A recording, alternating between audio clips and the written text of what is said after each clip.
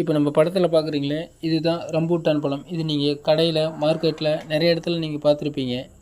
இப்போ பார்த்தீங்கன்னா, இந்த பழத்தை பற்றி இப்போ பார்க்குறோம். இந்த பழத்தோட பூர்வீகம்னு பார்த்தீங்கன்னா, கிழக்காசிய நாடு, தென்கிழக்கு ஆசியா, அதாவது சீனா, அந்த இடத்துல தான் அதிகம் விளைச்சல் இருக்குது.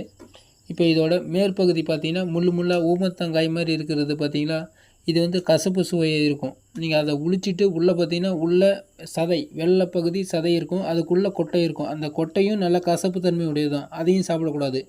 அந்த நடுவில் இருக்கிற அந்த சதை பகுதி மட்டும்தான் சாப்பிட்றதுக்கான இது இனிப்பு, அதுதான் நல்லது, அது மட்டும் தான் சாப்பிட ஏற்றது. இப்போ பார்த்தீங்கன்னா அதோட நன்மைகள் அப்படின்னு பார்த்தீங்கன்னா, விட்டமின் சி வந்து அதிகமாக இருக்குது. இது பார்த்திங்கன்னா இது அதிகமாக சாப்பிட்றதுன்னா அனிமியா வந்து குறையும். அதனால் காய்ச்சலிருந்து பாதுகாக்கிறது. மனிதர்களில் விந்தணுக்களோட எண்ணிக்கை வந்து அதிகரிக்கிறது. இதை நம்ம சாப்பிட்லாம். உடல் எடை வந்து இது நம்ம அதிகமாக சாப்பிட்றதுனால உடல் எடை வந்து குறைக்குது. எலும்புகளை வந்து பலப்படுத்தும்.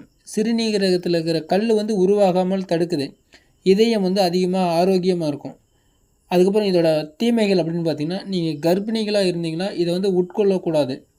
டைப் 2 சுகர் பேஷண்ட் இருக்கிறீங்க, இதை வந்து சாப்பிடக்கூடாது. சாப்பிட்டிங்கன்னா சுகரோட லெவல் வந்து அதிகமாகும். ஹை ப்ரெஷர் இருக்கிறவங்க வந்து இதை வந்து டாக்டரோட கன்சல்ட் இல்லாமல் சாப்பிடக்கூடாது.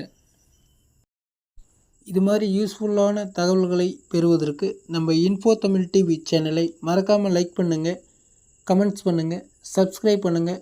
நன்றி, வணக்கம்.